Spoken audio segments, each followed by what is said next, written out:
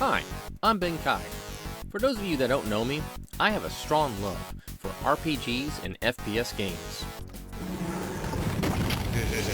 What a mess. And RPGs and FPS games. But there's one genre that I have always struggled with. The platformer.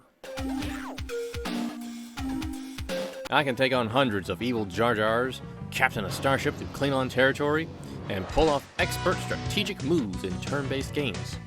But for the life of me, I can't make a single jump in any game. Oh, that has to hurt. Platformers have always been something that I've admired, but struggled to actually perform well enough at. I usually get about 2 or 3 levels into one of them before losing all my lives and starting the game from the very beginning. I hate that water level in Sonic. The punishment in these games is so severe that it takes the wind out of my sail to really even try again. That is until I stumbled upon this new platformer from indie developer Cannon Cow called The Glitch Fairy. Now don't let that cover art fool you. This ain't some cutesy fairy game with off-the-wall humor. Well, yes, it's that too, but it's also one of the most nail-biting, frustrating, insane jump-a-thon platformer that you'll ever play. And I beat it. Yes, you heard that right. I beat a platforming game. My first time ever. But Ben Kai, you ask, if you suck so bad at jumpy jump games, how did you win it? Good question, dear viewer. The answer? It doesn't severely punish you. There is no life system like in those other games that reset the entire game. Oh, no. You can fall to your death 1,000,000 times over, and it will simply reset the current screen you're on, allowing you to experiment and get better gradually at the platforming. There is a minor punishment in the form of removing 5 coins from your inventory every time you die, which is pretty severe early on when coins are hard to come by, making it very difficult to buy upgrades at the shop. So I played it on story mode, which gives me extra health and I only lose 1 coin for every death. Very forgiving for those of us that fail the jumps so easily. Now on with what this game's about. You play as Moni the Fairy. She's a happy-go-lucky gal who wants to eat candy for every meal and play games all day long. Sounds like a good life to me. But one day, an evil red skull strikes down Moni and steals her very precious power of flight. Determined to get it back, she chases after the blasted thing, only to be confronted by a minigun-wielding princess named Bad Assia. Ooh, what a name! The two fight it out, but it is inevitable. The badass princess's power is too much power for the little fairy. The ground beneath Moni's feet collapses, and she fails the platforming jump. Her game is now over. But that's if we were using Mario rules. In the Glitch Fairy, there is no death.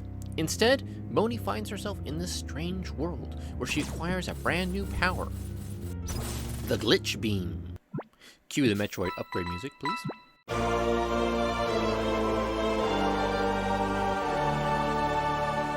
You see, the Glitch Beam is an ultra-powerful insta-kill attack that uses up part of your mana bar, which can be replenished by chewing on some candy pieces.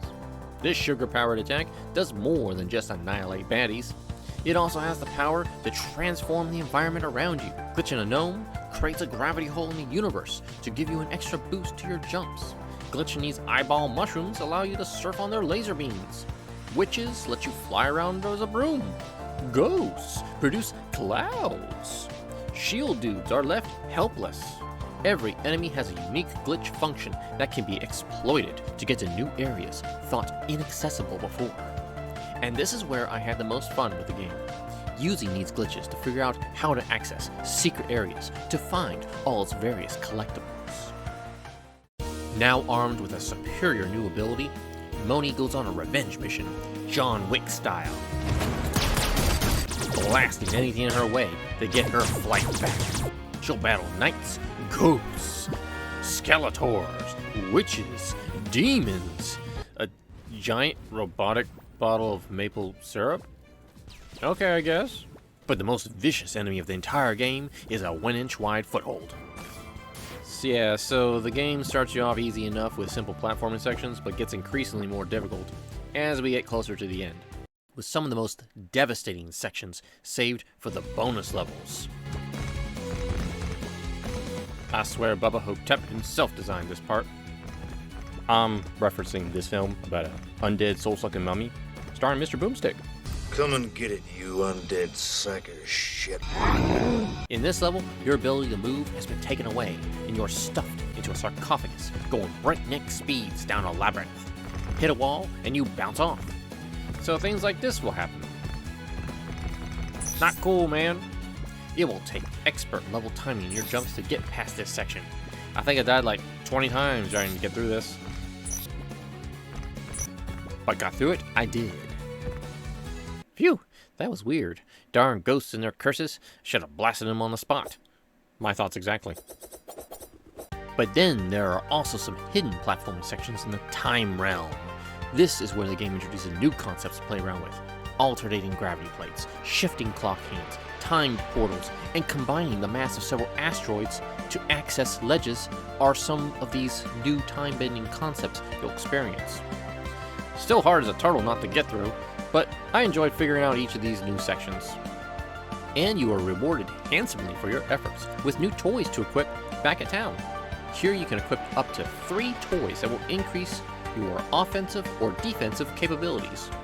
When trying to get the checkmark for not dying in a level, I put on heavy defensive abilities like this shield that will protect you from a single hit that regenerates at the beginning of every room, or this thing that increases the immunity time between hits. They were immeasurably helpful for getting that no KO run for a level. Now all I had to do was make sure I don't fall to my instant death, or get crushed by a pylon. Alternatively, I can swap out my toys for something that gives me a boost to power for the boss fights at the end of every stage. Normally, you have your standard blue fairy shot, but later you can get some boomerang blades and even a giant sunball. These boss fights can be quite hectic bullet hell encounters, but the most challenging boss fight is with your cow. I was breezing through the bosses with ease until I got to this platforming boss. Like the mummy level, you gotta time your jumps. However, I'm convinced my cow is broken. He don't jump when he's supposed to. If you got the coins to spend, hit up the shop and buy some soda to refill your gauges. Oh cool, free soda. I'm gonna check it out and see what it... Oh, that just used it up. And I wasted it. Tasty though. The store can also be used to purchase artifacts, which are passive abilities that do stuff like start you with a full glitch gauge or have enemies randomly drop coins. Or this little gadget that helps you find collectibles by beeping when you're in the vicinity of one. And you'll need to find all the collectibles if you want to receive an extra special secret power. It can be very difficult to get all those check marks, especially trying not to die on every level. Yep, that hurt. But the time trials are surprisingly easy. Check this out. Boom, baby. 0 seconds on the clock. Booyah! Ain't no one gonna beat that. I'm faster than the Flash, baby! So, jokes aside, I found a bug where if you reset the room where the time trial flag is located, the timer resets from just that room and doesn't count the time you spent during the entire level. Made it real easy to get those check marks. Not sure how I managed to get this one 0 though. Maybe I was here before I even started the game. Temporal mechanics are so confusing. Future is the past is the future. It all gives me a headache. You'll probably notice by now that every character is a woman. Not that I'm complaining or anything. Just think it's odd that the shop owner, the treasure hunter, the princess, obviously, bounty hunter with a shotgun, I'm in love. Purple witch, orange witch, and a big freaking robot. They're all women! And the supposed men are either fully masked so you can't tell what they look like, or they look like this. Why does this dude look like a lady? Oh, here we go. The villain of the game, Ivory. This cloaked dude is the person responsible for stealing Moni's flight and is the final boss of the game. Oh, it's a hot demon chick. I was not expecting that, were you? Ah, should've known. So from here on, I'm gonna be getting into the ending, so click away if you want to buy this thing and see it for yourself. As you defeat the hot demon chick, the purple witch lady swoops in and they escape from the fairy's wrath. Now what, you ask? Well, there's the credits, so it's over. The end. But if you went and collected all the purple Dragon Balls of power, you can summon a flying cow to chase after them and blast those ladies out of the sky. Seeing the errors in their ways, the demon lady decides to give back Moni's flying power until the badass minigun princess shows up to take the skull for herself. Now you gotta battle it out in an erupting volcano, dodging bullets and lava. Ain't nothing gonna stop this fairy. After the fight, the princess actually saves Moni from a boulder about to crush her. The skull containing Moni's flight is destroyed, and the two of them escape before the volcano erupts. Later, Moni wakes up to find the Purple Witch and Demon Lady are very sorry for stealing her flight, and vow to locate the pieces of the skull and put it back together to get her flight back. We get credits and a look at a potential sequel starring these two recovering skull pieces. That'd be a nice idea for like a co-op sequel starring these two. The end. But if you reload the save, then you find out these two found all the skull pieces, but then the Purple Witch gets abducted by a mysterious entity. It's up to Moni now to find her by using these 4 magic metals she found hidden around the game to unlock this brand new floating island. Here, you'll find our Purple Witch has been possessed by an evil entity. To exorcise this demon from our witch, we'll have to beat the living crap out of her until she decides this to leave her alone. Then it hightails it to the final stage of the game. Egyptian Hell. We're talking this is the hardest of the hardest platforming of the entire game. You get hit once, boom, back to the start. To show how bad I am, holes in reality will appear at every part where I got killed. It was a lot. It just hits you with one crazy, jumpy, roamy section after another. And at the end of it, you come face to face with the god of death. This crazy lady has possession of the Red Skull and is her only bargaining chip to keep Moni from blasting this so-called god to bits. What? Oh, you fracked up now. You purple-eyed, hotel reject! Eat my blue balls of fury! That didn't come out right.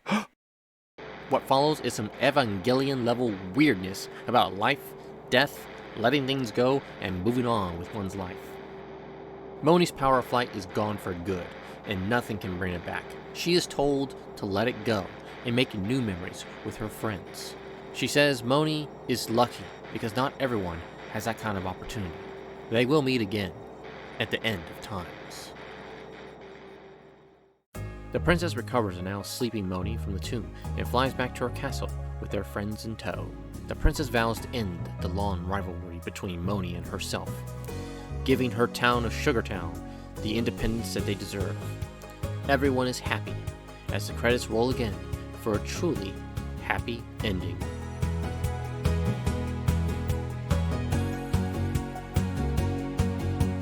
But if you load back again, you can buy this key and unlock the tower for boss rush mode, going through every single boss in one fell swoop.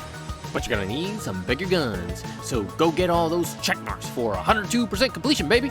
Then you'll be rocking one-shot Mega Blast balls. Kill them all in one hit. You die, and another one bites the balls. Ow! Crap. No amount of firepower is gonna get you through this. That's why a neat little practice mode is included, so you can get good at this evil cow level. By the end, I'll be the master at the cow hopping. I give up. Grokai, you get us past this part. It's all in the reflexes. Thanks, bro. Die. After all that, you can dance on by all these murals telling some kind of story, I guess. What the hell is that?